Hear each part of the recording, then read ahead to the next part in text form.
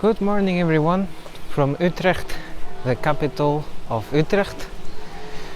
We are here because we are visiting a relative. I want to keep it private, of course. They live just outside of Utrecht, so we thought before we go there at 11 we can stop here at 10 a.m. to just check out the railway museum, which is here. Not in the center, just outside the center, and so that's what we are gonna do. And another time we're gonna come with more time to check out all of Utrecht and the history of this city, which has always been very important. So we just need to check where the railway museum, in Dutch Spoorwegmuseum, is. And then we go in, check out the museum. So this is how Utrecht looks like. Looks like any standard Dutch city from outside the center. And I think over there is the railway museum. Why does Utrecht have a railway museum? Well, I guess because of its central location. It has been a kind of crossroads for all the logistics and transportation of the country. So yeah, technically Utrecht is kind of more suitable to be a capital than Amsterdam, because it's not on the sea, and it's a very central location from which you can kind of go anywhere from here, and it's around the same time to the north as to the south. So Utrecht has a very privileged position.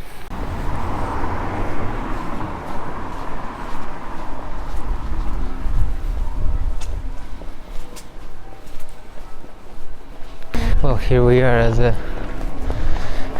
railway museum.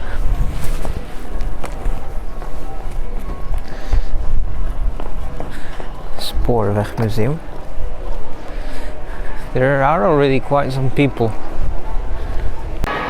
So this is how it looks inside here. It's the old station, and they just renovated it and turned it into a museum, to the Museum of the Dutch Railways. Pretty beautiful.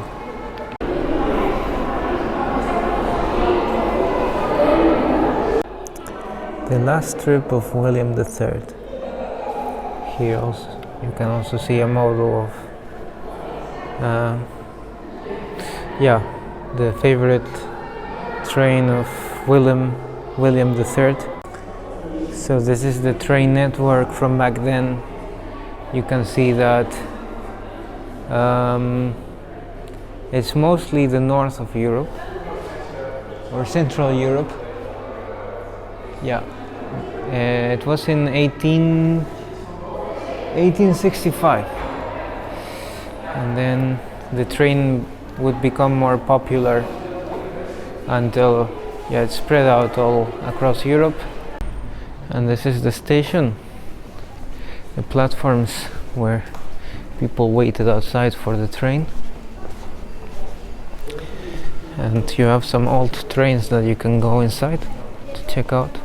It smells like in the past.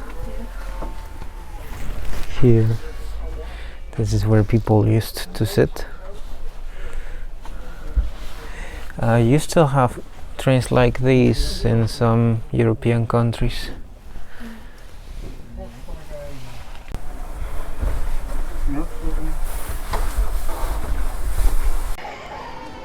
So this is how it looks. You also have many activities. It's a perfect museum to come with kids, but we don't have that yet. These kind of vending machines with fried stuff are very Dutch. You can see them. I saw one in the city center, you can see one here.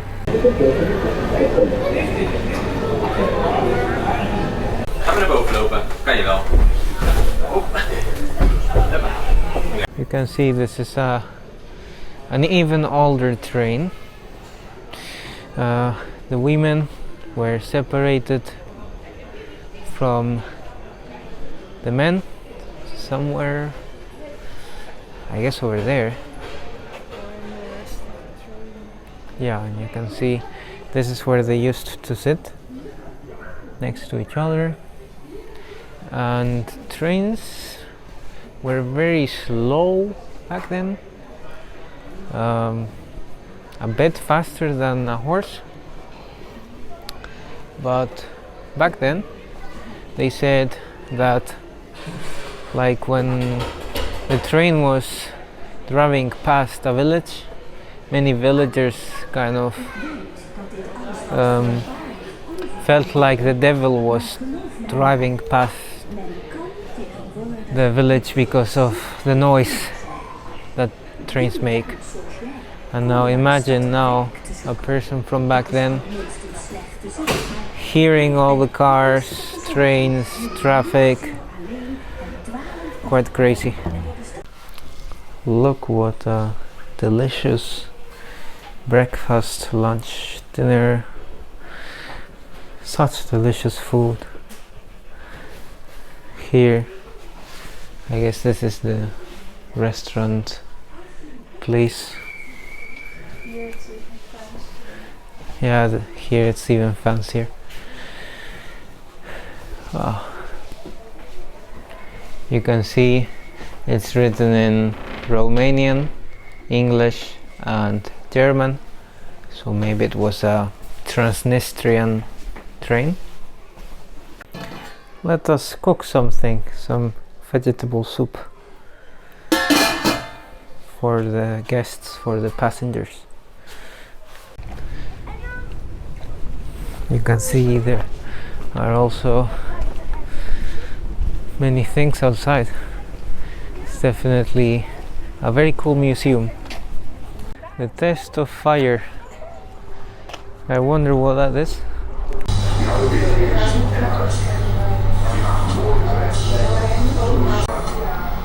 This is a kind of jukebox. So in the end we didn't go inside. We do not have much time either. So it's like 30 minutes. But if you like that kind of stuff that makes you a bit scared, then yeah, feel free to come inside the test of fire.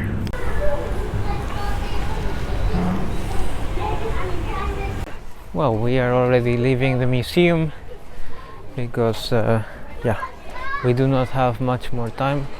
We're gonna come back to Utrecht and make a more decent video, of course, checking out all of the city center, the history behind Utrecht and the importance of the city. But yeah, I mean, a railway museum is of course not something that belongs to the city history, other than that it has always played a very important role in terms of railway infrastructure because of its central location. But if you do want to see a railway museum vlog, we can come back here whenever we want because we have the museum card, so that shouldn't be a problem. If you want to see it, please comment it down below. And other than that, yeah, we're gonna continue the video in a couple of weeks. So good morning from Utrecht. Yeah, it's already quite hot in the morning, 9:30. So yeah, let's see how it is in the afternoon or at noon. And yesterday we were in The Hague, which we didn't like at all. I also was very sick today I'm feeling better. So it has always been a kind of land city, countryside. Very important because of its central location.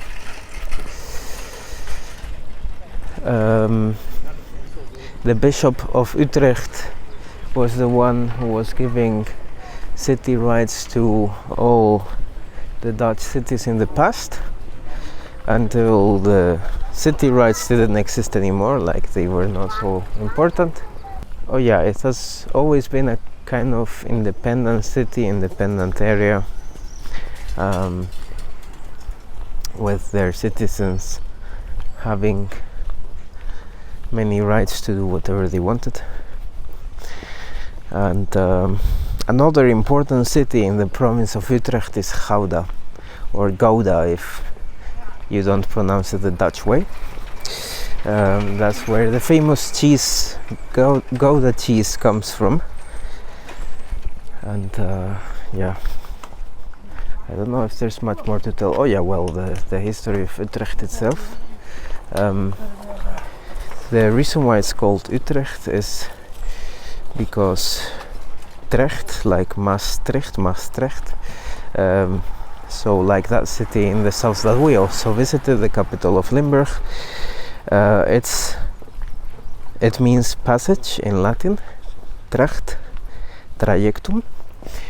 So this was a passage, I think it was over the Rhine, although this river that is next to us is the Vechte, so that's different. But yeah, as far as I understood, it was meant to be a passage over the Rhine downstream, and in Old Dutch it's uit, downstream, so that's why. And yeah, it's a very old city from Roman times. Roman soldiers set up a camp here, and then eventually it became a city. So we have arrived to our first museum, which is the Speel Clock Museum. A speel clock is basically this here, a street organ. So you can see, it looks like this, and people, they would play them out on the street and to attract kids or adults who wanted to listen to some music. And I don't know, let's see what it has to offer.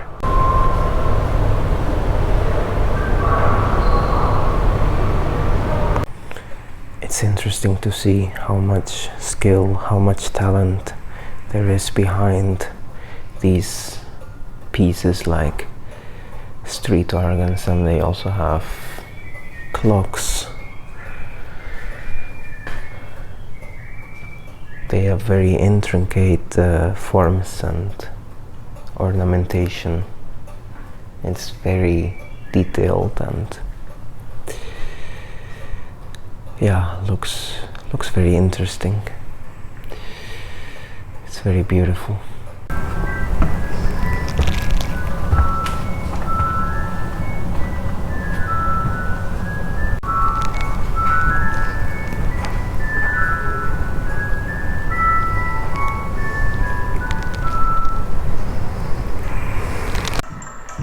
And this is a kind of musical box that works on cylinders. So it has those little spikes that would hit a band and that would create music.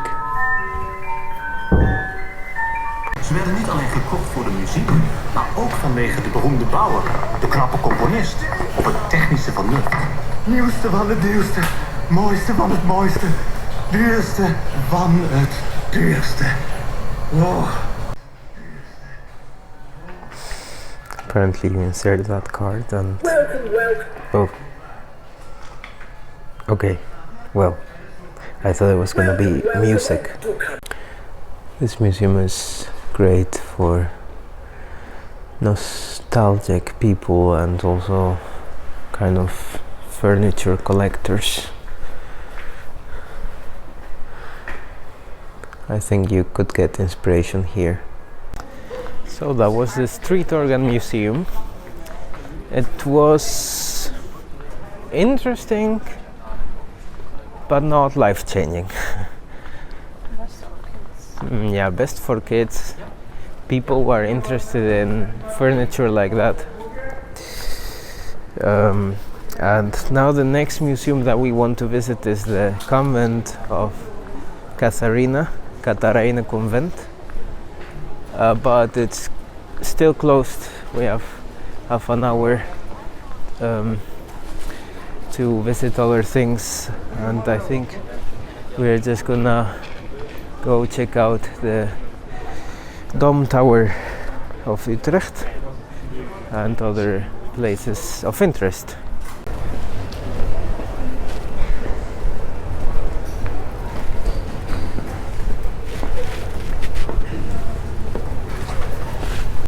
And this is a famous bakery that also has pastries from Utrecht, like the Domtorentjes, which are chocolate bonbons.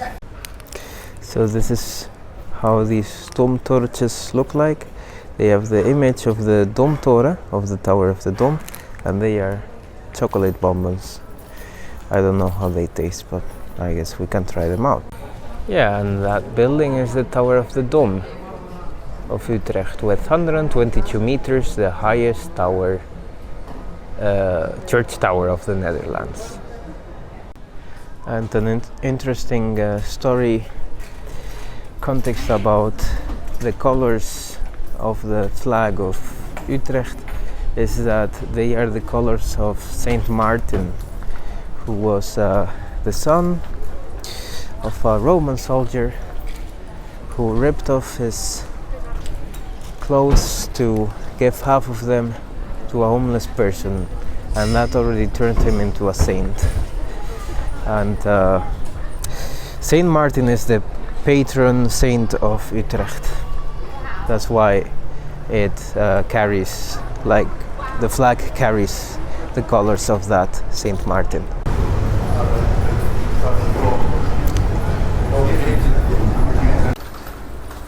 Let's see how it tastes. Oh, okay, so what's that? Some kind of cream, I guess. Oh, cream, okay. It has an interesting flavor. Yeah. Alright. Tasty. I guess sweet or not super sweet.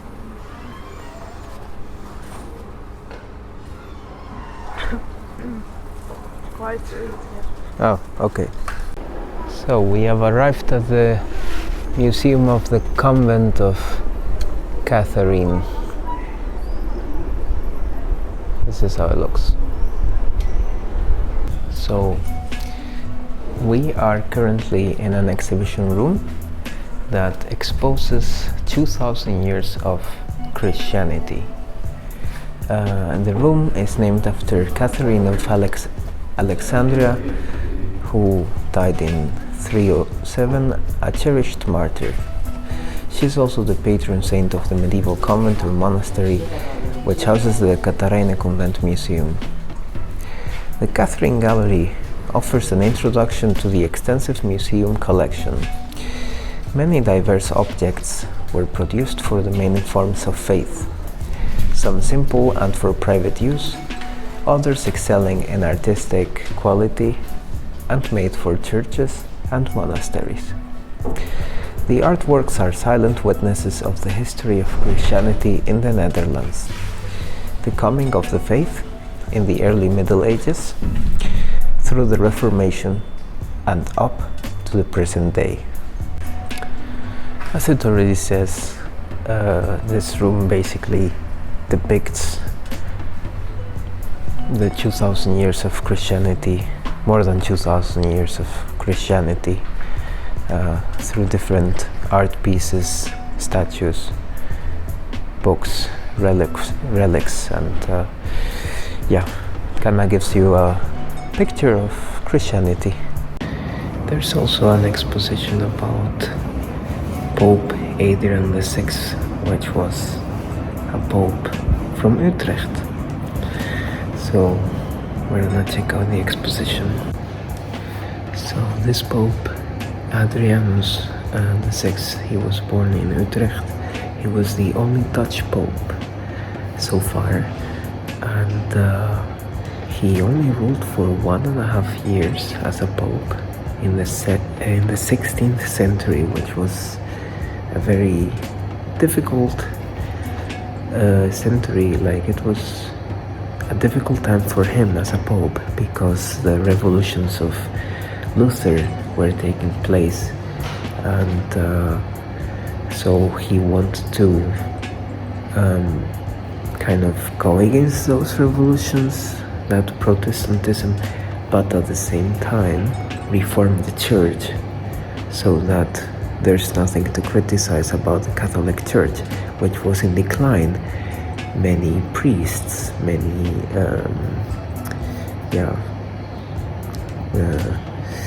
bishops and so on, they were being very greedy, and they were not behaving like they should, and he wanted to stop that. That was his goal, but for some reason he died quite early. He did want to get the help of Erasmus of Rotterdam, who was a very intelligent man from Rotterdam, to fight against Luther and Luther's ideas, but Erasmus rejected this offer because he wanted to remain independent and not take a stance between both faiths, the Protestant and the Catholic faith. He just wanted to stay neutral, and he also was against a bit against Catholicism. Yeah, now we are gonna check out the next museum, which is called Centraal. Not sure what it has. So, but to not make this video too long, we've split it into 2 videos. If you wanna check out the second video, click here on the left. Thank you and bye.